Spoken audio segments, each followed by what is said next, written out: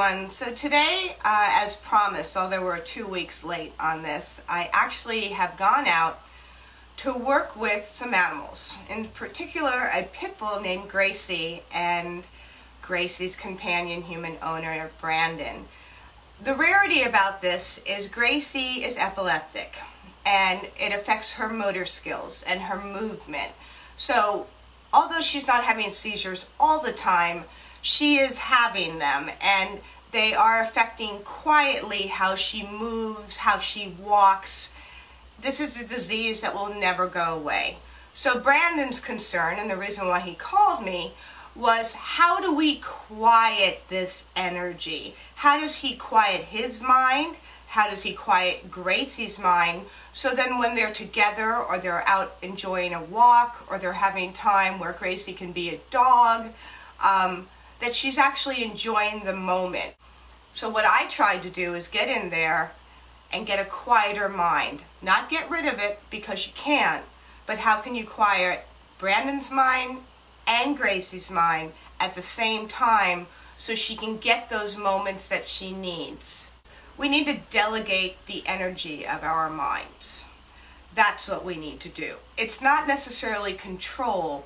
It's we need to know what's taking care of what. And there's not an out of order type of thing. Not letting thoughts come in and take over, or when a mind goes erratic, we just lose it. I'm saying to delegate the energy and move it. So when you start feeling that you're kind of going off kilter, or your animal is moving off kilter, how do we bring it back in, release it, get neutral, and delegate? So that's what we're going to be talking about today. Delegating the energy of the mind and how to do that. And we're also going to see how to work with Brandon and Gracie in my visit there, which was lovely, and we were able to get some things accomplished. And that's what we'll be talking about in this episode.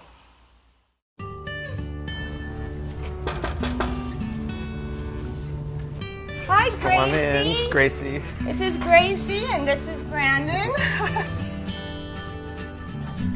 I appreciate you guys coming out here today.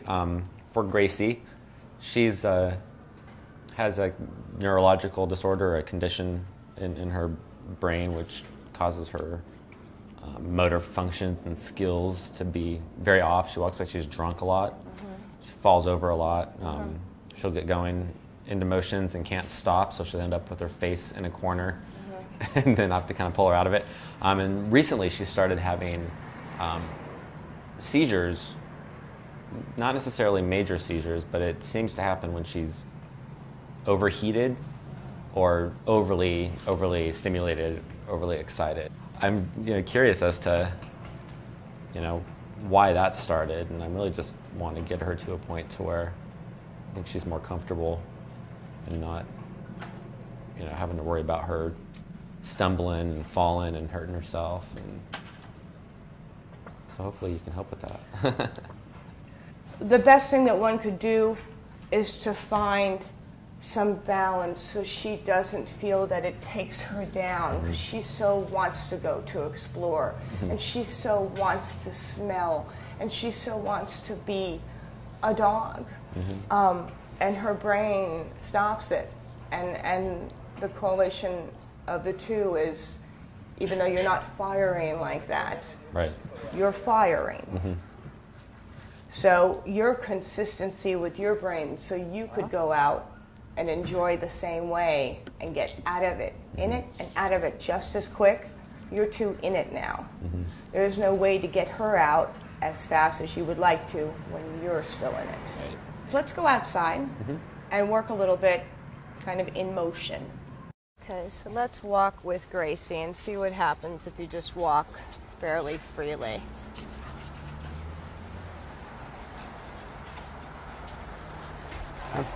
So at this point, we'll stop, right, for a second and get onto her left side and bring her back into focus. And then situate her straight on. So you want to get her to stand.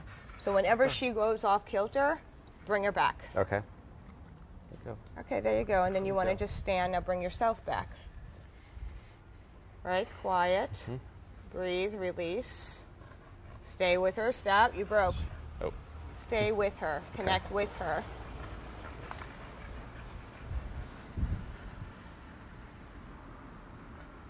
Stay up, up. Quiet. Release. Okay, so this is what we're going to do. We're going to learn how to work energetically between yourself and Gracie. Okay. Something that I would recommend, especially since you're both dealing with firing of neurotransmitting in the brain. Hers takes her physical, yours is internal, which can then go into physical. I'm going to teach you how to flow the energy with that. I'll instruct you through my energy. I may touch your head. I think that you need some work there in connection to her. Afterwards, you can let me know if you feel something. We'll just do it for about a few seconds, and you're going to breathe and clear as I work with her, okay? So you want to always, if you start it for her, sometimes I would say people can go in heart center. You just want her brain, okay? That's what you want, in the sense this is like her third eye. Right.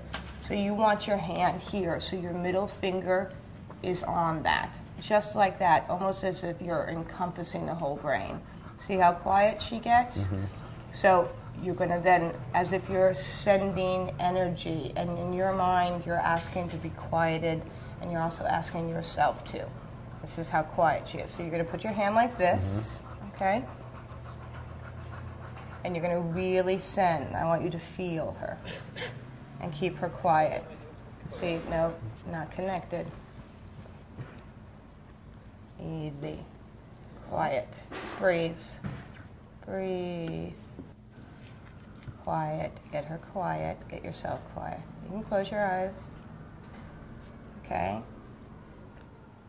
So that's what we need to find a balance for, and be real gentle about it for both you and Gracie, because this is not easy, and you two are going through some tough times. So we want both of your brains to learn how to, so you can enjoy yourself out when you're away from Gracie, and you can enjoy Gracie, and Gracie can enjoy you and be a dog when you two go outside together. The work with Gracie and just learning how to connect with her and her center, I think, and calming my mind. And I've always kind of known that that's important in connecting with your animal, but more so with special needs animal like Gracie. Thank you for joining me. Next week, I'm not quite sure what we're going to do. I don't know, I never really know. But we're going to do something else interesting, get out and work with some more animals, a couple of different things. Thanks for joining me. Bye.